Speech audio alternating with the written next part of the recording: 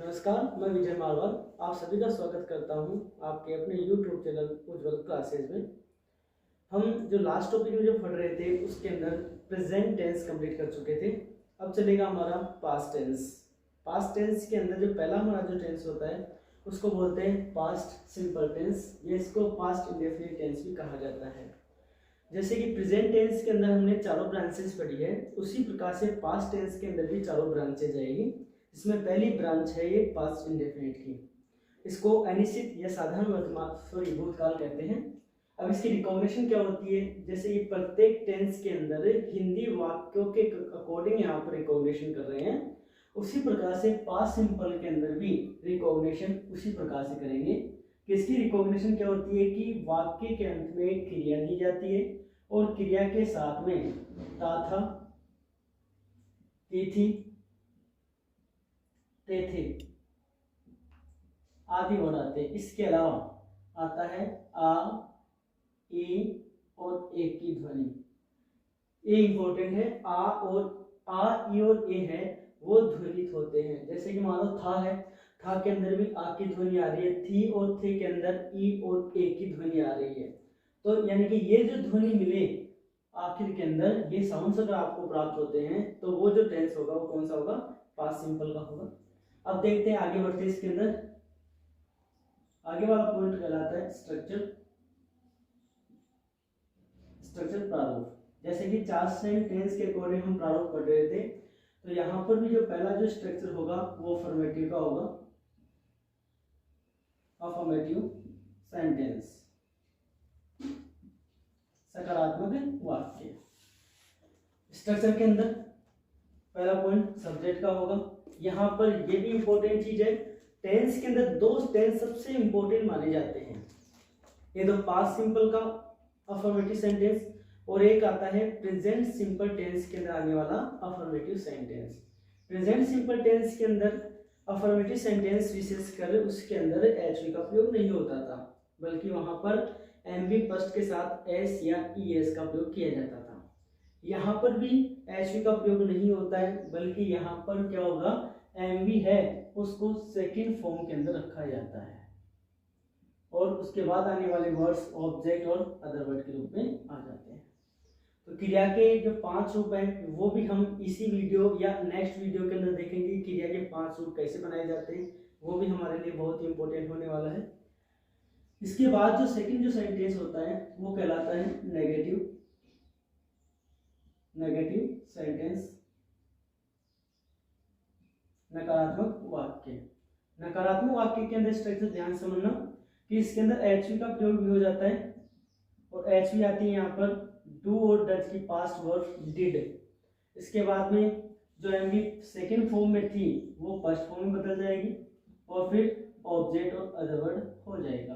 यानी कि MV second form का प्रयोग केवल टेंस के अंदर है, पास्ट सिंपल के अफर्मेटिव सेंटेंस के अंदर ही किया जाता है। इसके अलावा कहीं पर भी सेकंड फॉर्म का यूज नहीं होता है। थर्ड सेंटेंस देखें तो इसके अंदर आता है इंटरोगेटिव सेंटेंस, प्रश्नवाचक वाक्य।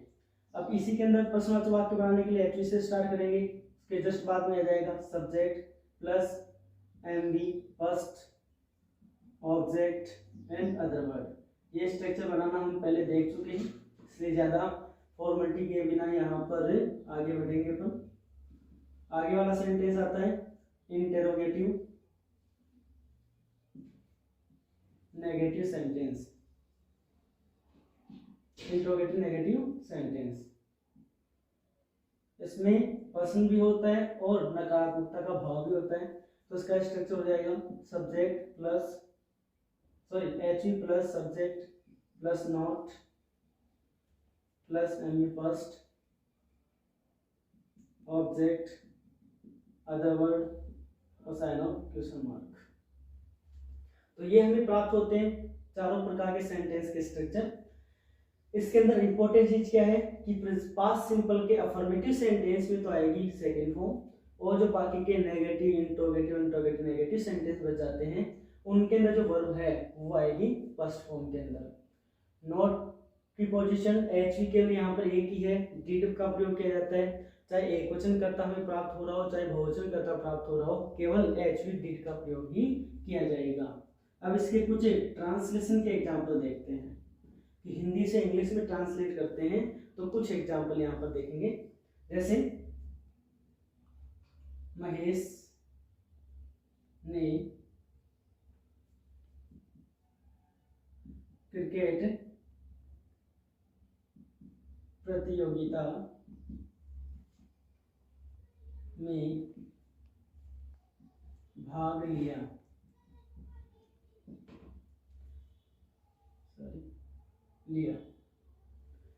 तो यहाँ पर महेश ने क्रिकेट प्रतियोगिता में भाग लिया, ये हमारे पास में एग्जाम्पल है। इसके अंदर महेश तो क्या हो जाएगा, सब्जेक्ट आ की ध्वनि आ रही है, ये हो जाएगा हमारे पास RW। भाग लेना हो जाएगी हमारे पास MV। क्रिकेट प्रतियोगिता में, तो ये हो जाएगा हमारे पास अदर वर्ड। अब इसको सेंटेंस स्ट्रक्चर के अनुसार यहाँ पर वाक्य बनाते हैं। पहले नंबर पर चाहिए हमें सब्जेक्ट प्राप्त हुआ हमारे पास महेश। अब चाहिए हमें एमवी सेकंड फॉर्म। एमवी यहाँ पर, क्योंकि यहाँ पर जो वाक्य है वो अफर्मेटिव का है, ना तो नकारात्मकता का भाव दे रहा है ना ही प्रश्न पुट अप कर रहा है, तो ये अफर्मेटिव सेंटेंस है। अफर्मेटिव के अकॉर्डिंग एमवी सेकंड फॉर्म, तो एमवी सेकंड फॉर्म आ रही है यहाँ पर, भाग लेने को बोलते हैं पार्टिसिपेट।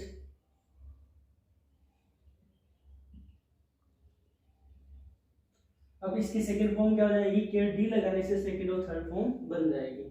तो महेश पार्टिसिपेटेड, क्या बचा, क्रिकेट प्रतियोगिता में, तो मैं के लिए इनका प्रयोग करेंगे और जो शेष वर्ड्स बच गए उनको लिख देंगे क्रिकेट प्रतियोगिता। तो यहाँ पर आ जाएगा इन the cricket contest, in the cricket contest. यहाँ पर एक नियम और याद रखना अपने को कि जितने भी खेलों के नाम होते हैं, जितने भी स्पोर्ट्स वगैरह के अंदर जो खेल वगैरह होते हैं, उनसे पहले किसी प्रकार के आर्टिकल का प्रयोग नहीं किया जाता है। खेलों के नाम से पहले क्रिकेट हुआ, वॉलीबॉल वगैरह हुआ, उससे पहले कोई आर्टिकल का प्रयोग नहीं किया जाएगा। लेकिन यदि मान लो कि उसको किसी विशेष संदर्भ में बताया जा रहा है, तो उससे पहले द आर्टिकल का प्रयोग किया जाता है। तो यहाँ पर विशेष प्रतियोगिता क्रिकेट कॉन्टेस्ट के रूप में आ रहा है, तो इसलिए इससे पहले द आर्टिकल का प्रयोग करेंगे। अब इसी वाक्य को बनाना हमें नेगेटिव, तो नेगेटिव बनाने के लिए क्या हो जाएगा, महेश ने क्रिकेट प्रतियोगिता में भाग नहीं लिया। तो नहीं लेने के लिए नेगेटिव स्ट्रक्चर आ जाएगा। नेगेटिव स्ट्रक्चर के लिए सब्जेक्ट का सब्जेक्ट रखो, उसके बाद में क्या चाहिए, एचवी, केवल एक ही है, डिड। फिर चाहिए एमवी फर्स्ट फॉर्म, वही पार्टिसिपेट। अब क्या बचा, अदर वर्ड। अदर वर्ड के अंदर क्या आ जाएगा, इन द क्रिकेट कॉन्टेस्ट।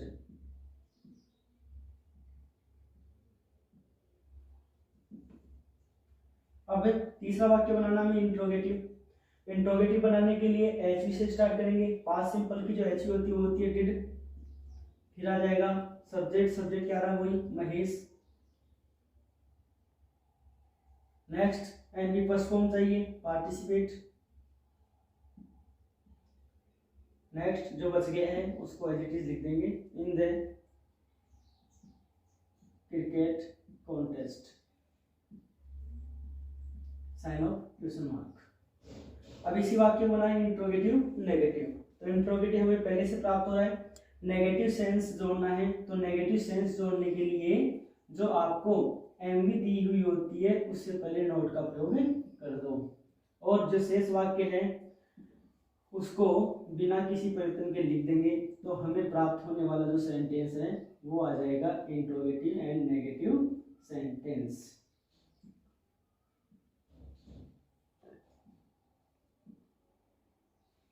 तो ये है चारों प्रकार के वाक्य, जिसमें पहला वाक्य हुआ हमारा अफर्मेटिव का, ये नेगेटिव हुआ, इंट्रोगेटिव नेगेटिव। तो इस प्रकार से पास्ट सिंपल के अंदर है हम चारों प्रकार के वाक्य बना सकते हैं। और एग्जाम्पल लें तो और एग्जाम्पल यहाँ पर और लिखूंगा, उसने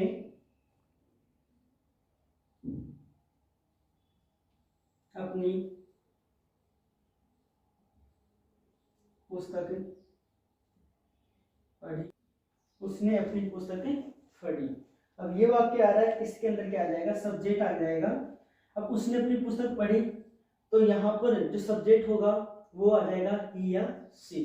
तो सब्जेक्ट के रूप में उसने आ जाएगा, ये तो हो गया सब्जेक्ट, पढ़ना एमवी, और अपनी पुस्तक आ गया ऑब्जेक्ट। अब इसी को इंग्लिश में बनाए, तो उसने, अब यहाँ पर ये सेंस नहीं बता रहा है कि यहाँ पर जो करता है ही है या सी है, इसलिए दोनों अपन ऑप्शन के अंदर लिख सकते हैं ही या सी। पढ़ने को बोलते हैं रीड, रीड की तीनों फॉर्म ही क्या होती है, रीड, लेकिन प्रोनाउंसिएशन इनका अलग अलग होता है। प्रोनाउंसिएशन के अंदर क्या होता है, रीड रेड रेड। तो रीड की तीनों फॉर्म क्या होती है, रीड रेड रेड, स्पेलिंग एक है लेकिन प्रोनाउंस इनका अलग अलग रूप में होता है। क्या बचा, अपनी पुस्तक, तो अपनी पुस्तक के लिए ही अगर आप सब्जेक्ट मानते हो तो उसका पॉजिटिव ही हो जाएगा, यदि सी आप सब्जेक्ट मानते हो तो उसका पॉजिटिव ह हो जाएगा, ह बुक। ये बना अपना वाक्य। इसी को अगर नेगेटिव के अंदर लेना चाहते हैं तो क्या हो जाएगा, ही या सी डिड नॉट रीड हिज या हर बुक, ये चेंज हो जाएगा। इंट्रोगेटिव के अंदर बदल सकते हैं और इंट्रोगेटिव नेगेटिव के अंदर भी बदल सकते हैं। और एग्जांपल देखें तो और एग्जांपल इस प्रकार से, रमेश ने एक पुस्तक पढ़ी, तो यहाँ पर रमेश तो क्या हो जाएगा, सब्जेक्ट। रमेश के बाद सेकंड फॉर्म क्या आ जाएगी, खरीदना, तो खरीदने को बोलते हैं बाई, और बाई की सेकंड फॉर्म होती है बॉट। बाई बॉट बॉट, क्या बचा, एक पुस्तक, तो आ जाएगा ए बुक। इसको नेगेटिव में रखें तो क्या जाएगा, Ramesh did not buy a book, क्या जाएगा, Ramesh did not buy a book.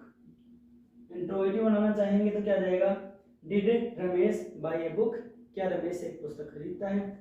और यदि मान लो इंट्रोगेटिव नेगेटिव बनाना चाहेंगे तो क्या जाएगा, did Ramesh not buy a book.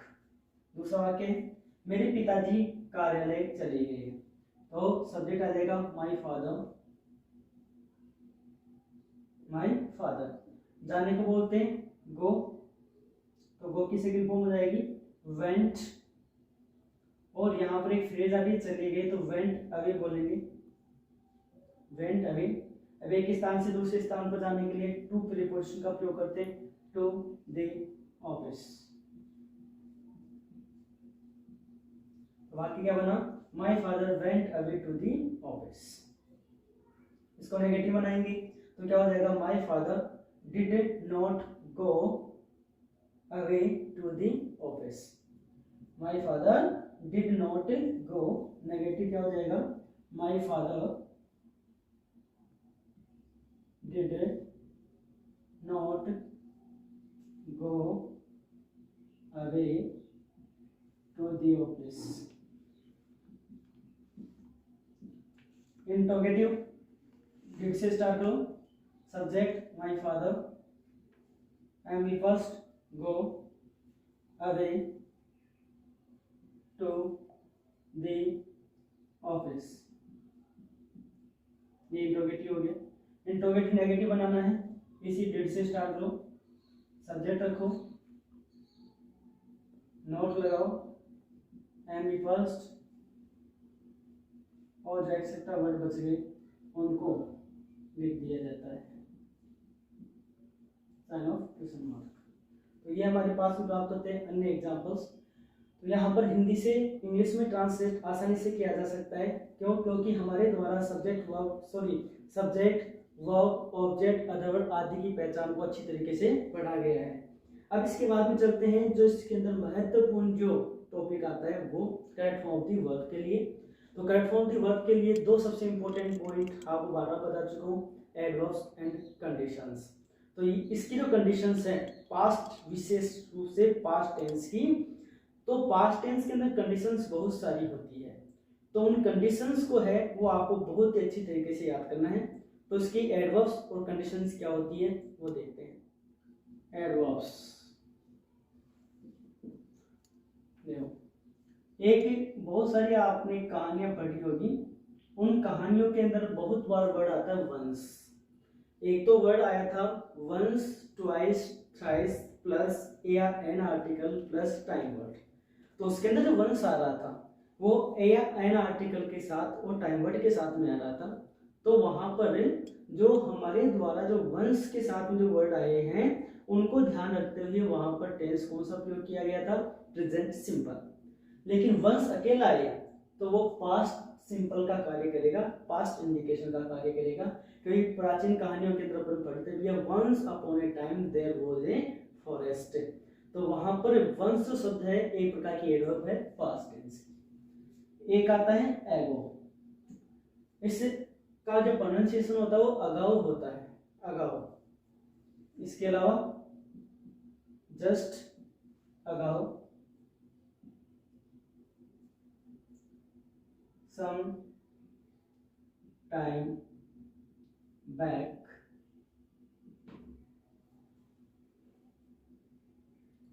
past time, past time में जैसे आ गया 2001, 1947 एक्सेट्रा। इसके अलावा आता है यस्टरडे,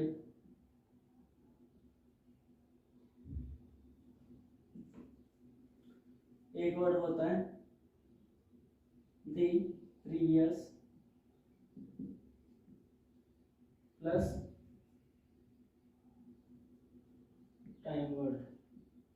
टाइम वर्ड में जैसे the previous day, week, month, year, season, the previous night, the previous Monday, the previous autumn, summer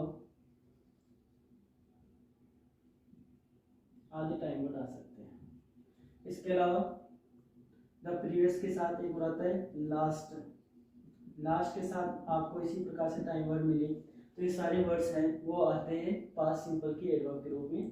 तो आप भी ध्यान देना, पास्ट जो टेंस है पास्ट सिंपल है, तो इसके अंदर पूरे पास्ट टेंस के अंदर ही टाइम वर्ड का काम करेंगे। तो ये एडवर्ब्स हैं वो सारी एडवर्ब पास्ट टेंस के अंदर काम में आएगी, लेकिन विशेष रूप से पास्ट सिंपल टेंस के अंदर इसका प्रयोग किया जाता है once, ago, just ago, some time back, past time word. Past time word जैसे पास्ट टाइम को बताने वाले 2001, 1947 वर्तमान से पहले के समय को बताने वाले यस्टरडे। इसके अलावा द प्रीवियस के साथ में टाइम वर्ड दिया जाए, लास्ट के साथ में टाइम वर्ड दिया जाए, तो ये सारी एडवर्ब्स आती है पास्ट सिंपल के अंदर। जैसे एग्जांपल के रूप में देखा जाए तो आता है once I fight with you, और example I meet her in the previous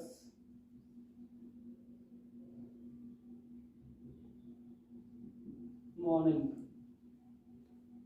और एग्जाम्पल है तो आता है यू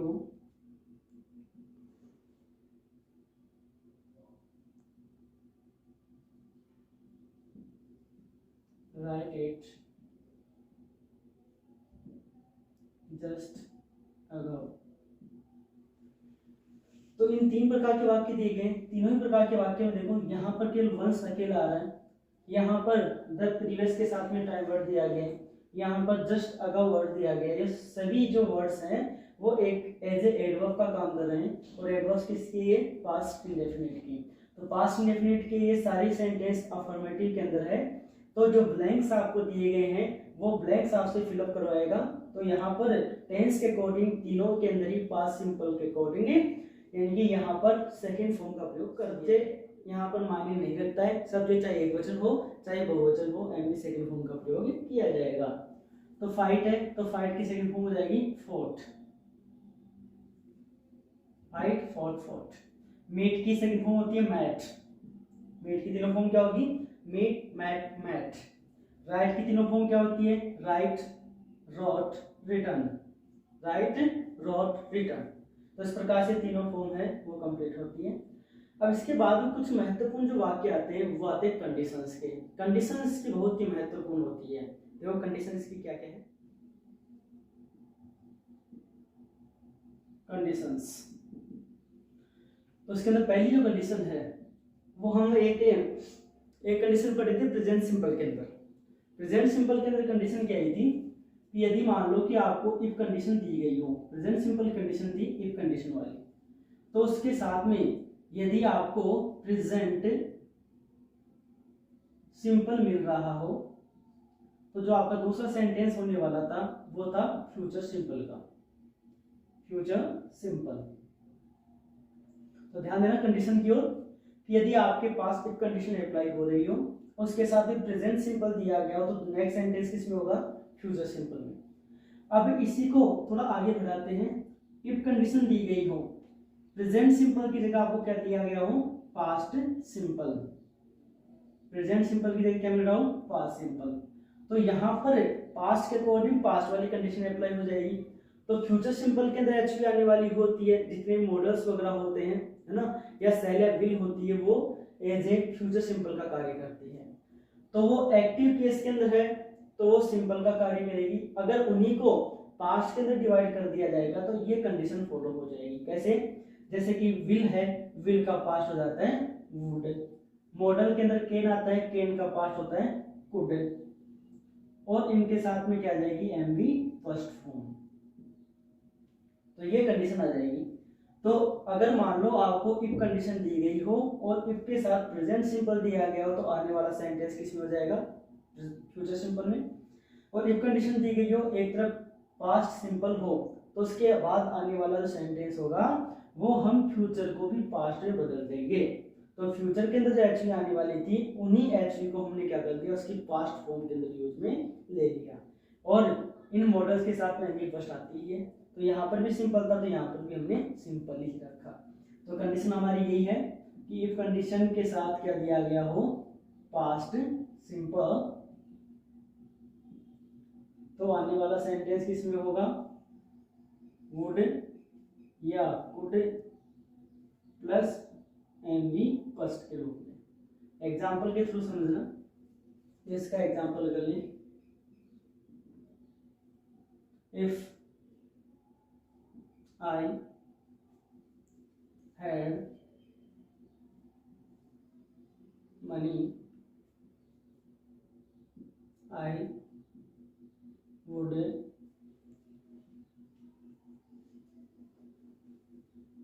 borrow you। जैसे if I had money, यदि मेरे पास में धन होता, यदि मेरे पास धन होता तो आई वुड डू यू, तो मैं तुम्हें उधार दे देता। तो यहाँ पर क्या है? देखो इफ कंडीशन के साथ जो पास्ट सिंपल यहाँ पर हैज या हैव है उसकी सेकंड फॉर्म होती है हैड। तो ये परफेक्ट के रूप में नहीं आ रहा है, एज ए सेकंड फॉर्म के रूप में आ रही है, तो पास्ट सिंपल है। तो दूसरी तरफ क्या आ गया? वुड प्लस एमवी फर्स्ट का यहाँ पर प्रयोग किया गया। अब इसी प्रकार से मान लो कि एक वाक्य आपको और दिया जाए, हाँ, जैसे if I had MF,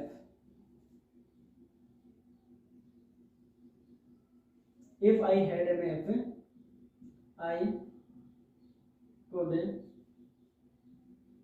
give to her। If I had a map, यदि मेरे पास एक मैप होता तो I could give to her, तो मैं उसे दे सकता था। तो यहाँ पर भी क्या आया? इफ कंडीशन के साथ हैड एमवी सेकंड का कार्य कर रहा है, ये भी एमवी सेकंड का कार्य करेगा। तो आने वाला सेंटेंस किसमें हो गया? Could plus MV first form के रूप में, जो कि ऊपर वाली कंडीशन फॉलो हो रही है। अब इसके अंदर क्वेश्चन कैसे पुटअप किया जाता है? इफ कंडीशन आपको दी जाएगी, या तो ये ब्लैंक्स खाली छोड़ दिया जाएगा या ये वाला ब्लैंक्स खाली छोड़ दिया जाएगा। जैसे कि मान लो इसी क्वेश्चन को ऐसे दे दिया जाएगा कि यहाँ पर ब्लैंक्स छोड़ दिया गया और आपको यहाँ पर हिंट के रूप में दे दिया गया हैव, इसकी correct form of the verb fill up करो। तो इसके अंदर आपको क्या देखना है, इफ कंडीशन है, यहाँ पर कुड प्लस एम प्लस दिया गया है, तो ये कंडीशन अगर आती है तो बनने वाला इफ के साथ में जो सेंटेंस होता होगा पास्ट सिंपल, और पास्ट सिंपल के अंदर हमें सेकंड फॉर्म आती है, तो हैज या हैव फर्स्ट फॉर्म के अंदर है, और इसकी जो सेकंड फॉर्म होती है वो आएगी हैड। तो ये तो हमारी फर्स्ट कंडीशन।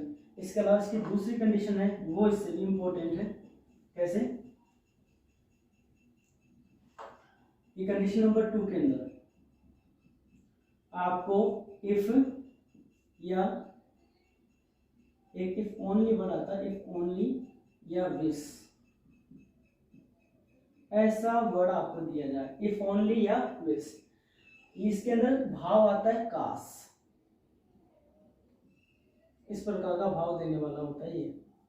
तो अगर ये भाव देने वाला वर्ड आ रहा हो, इफ ओनली या विश वाली कंडीशन अप्लाई हो रही हो, तो उसके साथ आने वाला सेंटेंस भी किस में होगा, पास्ट सिंपल में।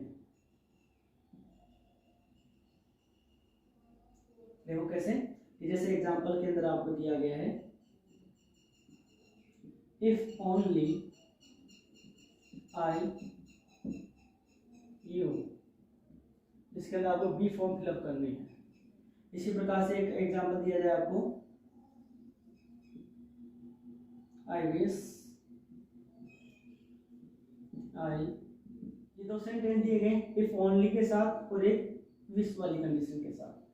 तो इफ ओनली वाले वाक्य के अंदर दिया गया हो तो वो भाव कैसा आ रहा है कि यहाँ पर एक प्रकार का एक्सपेक्टेशन आ रहा है, अनुमान के रूप में आ रहा है कि काश इस प्रकार का मेरे साथ में हुआ होता, काश मैं इस प्रकार का व्यक्तित्व रहा हुआ होता। तो उसके अंदर भी क्या होता है, पास्ट सिंपल टेंस का प्रयोग किया जाता है। तो देखो यहाँ पर आ रहा है इफ ओनली आई, उसके बाद फिलअप करना आपको बी फॉर्म। तो इसके अंदर पॉइंट याद रखना कि वैसे तो पास्ट सिंपल में क्या होता है या पास्ट टेंस के अंदर ही क्या होता है कि आई है, आई को क्या माना जाता है, एक वचन कर्ता माना जाता है, और उसके साथ में हमेशा आई के साथ वोज का प्रयोग होता है। लेकिन कभी भी आपको इफ वाली कंडीशंस के रूप में दिया जाए, भविष्य के अंदर कोई संभावना प्रकट करने वाली कंडीशन के रूप में दिया जाए, तो वहां पर आई किसका काम करेगा, जितने भी एक वचन करता है वो बहुवचन का काम करेंगे, और उनके साथ आने वाली क्रिया भी क्या होगी, बहुवचन। तो बी फॉर्म के अंदर पास्ट टेंस में दो वर्ड आते हैं, was and were. Be form के अंदर कौन से वर्ड आएंगे, वॉज एंड वर। तो पास्ट टेंस के अकॉर्डिंग देखा जाए तो आई के साथ में हो जाएगा, लेकिन यहाँ पर कंडीशन के अकॉर्डिंग देखा जाए तो एक वचन कर्ता ही बहुवचन के रूप में बदल जाते हैं। तो यहाँ पर आई हो गया बहुवचन कर्ता, और बहुवचन कर्ता के साथ में क्या आ जाएगी, बहुवचन क्रिया वर, और सेम यहाँ पर आ जाएगी। तो आई विश या इफ ओनली, अगर दो इस प्रकार की कंडीशंस आपको दी गई हो तो उसके लिए आपको किसका प्रयोग करना पड़ेगा, पास्ट सिंपल टेंस का। अन्य कंडीशन वगैरह देखें तो यदि मान लो कि आपको इस प्रकार की कंडीशन दी गई हो, कैसे कि कोई भी सेंटेंस के शुरुआत सब्जेक्ट से हो रही हो, उसके बाद एक वर्ड आ रहा हो वुड रेदर, प्लस फिर सब्जेक्ट आ रहा हो, subject plus would rather plus subject आ रहा हो, उसके बाद जो सेंटेंस होगा वो पास्ट सिंपल में होगा, पास्ट सिंपल। तो देखो यहाँ पर कंडीशन क्या लागू हो रही है, subject plus would rather plus subject plus past simple. तो वुड रेदर वाली कंडीशन के अंदर दोनों प्रकार से सब्जेक्ट आपको दिए गए हो तो आगे पास्ट सिंपल का प्रयोग हुआ। देखो कैसे कि आपको इस प्रकार से वाक्य दिया गया हो, I would teacher rather you go to office now. एक इसी प्रकार से वाक्य दिया गया हो, टुमारो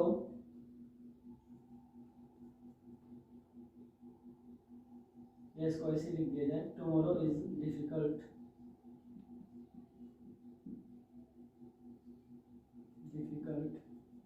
आई वुड रेदर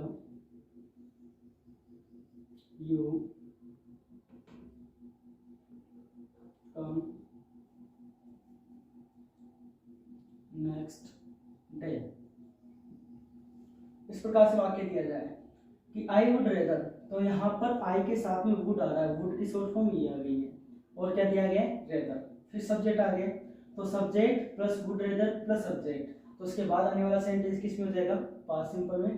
तो वो की सेकंड फॉर्म क्या आ रही है यहाँ पर, वेंट। तो आपको ये कंडीशन पहचाननी बस कि सब्जेक्ट के बाद में वुड रेदर दिया गया हो तो वुड रेदर वाले वाक्यों के अंदर पास्ट सिंपल टेंस का प्रयोग करते हैं। तो यहाँ पर देखो, tomorrow is difficult, I would rather you come की सेकंड फॉर्म जाएगी केम, नेक्स्ट वीक या नेक्स्ट डे। तो देखो यहाँ पर इन वर्ड से घबराने की आवश्यकता नहीं कि नाउ दिया गया है, तो नाउ प्रेजेंट कंटिन्यूअस के एडवर्ब्स है, लेकिन यहाँ पर वो फॉलो न होकर ये वाली कंडीशन फॉलो हो रही है। इसी प्रकार से यहाँ पर दिया गया नेक्स्ट डे, तो नेक्स्ट डे हुआ, टुमारो हुआ, ये जो वर्ड्स है वो फ्यूचर का इंडिकेट करवाने वाले हैं, लेकिन इसमें फ्यूचर टेंस का प्रयोग नहीं होगा, वो एक कंडीशन अप्लाई होगी वुड रेदर वाली, है ना। तो इस प्रकार के वर्ड्स वगैरह को भी आपको ध्यान देना है। तो ये हमारी कंडीशन होती है नंबर 3। इसके अलावा और भी कुछ छोटी मोटी कंडीशंस है। कंडीशन नंबर 4, जब दो कार्य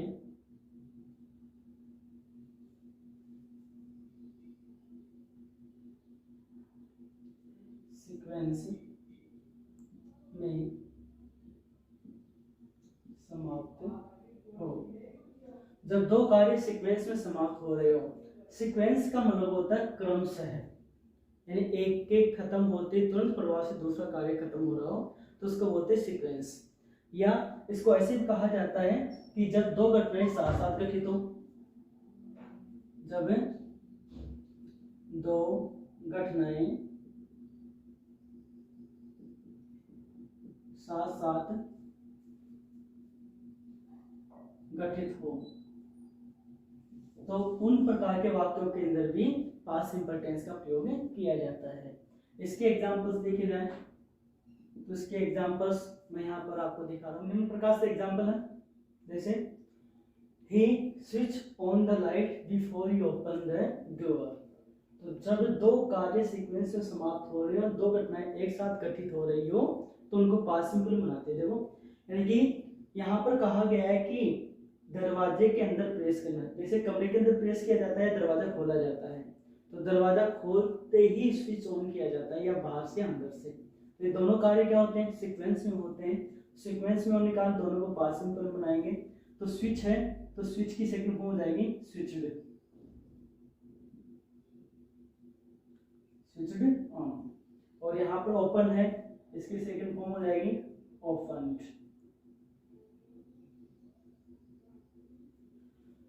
इसी प्रकार से the train start just before I reach the station, जैसे ही मैं स्टेशन पहुंचा ट्रेन स्टार्ट हो गई। तो यहाँ पे स्टेशन पहुंचने का कार्य पूरा हो गया और ट्रेन का स्टार्ट होना भी पूरा हो चुका था या शुरू हो चुका था। तो यहाँ पर दोनों ही वाक्य इस सीक्वेंस से समाप्त हुए हैं, तो इन दोनों को पास्ट सिंपल बनाएंगे तो क्या वाक्य बनेगा, स्टार्टेड पास्ट सिंपल और रीच का रीच्ड, ये पास्ट सिंपल में होगा। इसी प्रकार से ये वाक्य देखो, when the queen enter the hall, तो ये दो घटनाएं साथ साथ होगी कि जैसे ही कोई टीचर वगैरह है वो कक्षा में प्रेस करता है तो विद्यार्थी के द्वारा क्या किया जाता है, उनका स्वागत किया जाता है। तो टीचर का प्रेस करना, विद्यार्थियों का स्वागत करना, ये दोनों सीक्वेंस में भी होते हैं और एक साथ होते हैं, इसलिए दोनों को पास्ट सिंपल बनाते हैं। ऐसे इस प्रकार का वाक्य है। तो यहाँ पर एंटर की सेकंड फॉर्म हो जाएगी एंटर और प्ले की हो जाएगी प्लेड। इसी प्रकार से यहाँ पर भी हो जाएगा एंटर और कॉन्ग्रेचुलेट है, उसका हो जाएगा कॉन्ग्रेचुलेटेड। कि जैसे पीएम के द्वारा मीटिंग रूम के अंदर प्रेस किया गया, सबने उनका क्या किया, अभिवादन किया। तो यहाँ तक हमारा कंप्लीट होता है पास्ट सिंपल टेंस, जिसके अंदर हमारे द्वारा उसका ट्रांसलेशन देखा गया, एडवर्ब्स देखी गई और कंडीशंस देखी गई। और अगले वाले वीडियो के अंदर लेकर आएंगे इससे अगले वाला टेंस। अब आप ये बताएं अपने कमेंट्स बॉक्स के अंदर लिखकर कि आपको ये वीडियो कैसे लग रहे हैं। अगर कोई मान लो कि आपको कोई परेशानी वगैरह हो रही है तो कमेंट्स बॉक्स के अंदर लिखकर हमें वो बात जरूर बताएं। और चैनल को अभी तक लाइक नहीं किया है, सब्सक्राइब नहीं किया है तो सब्सक्राइब करना ना भूलें।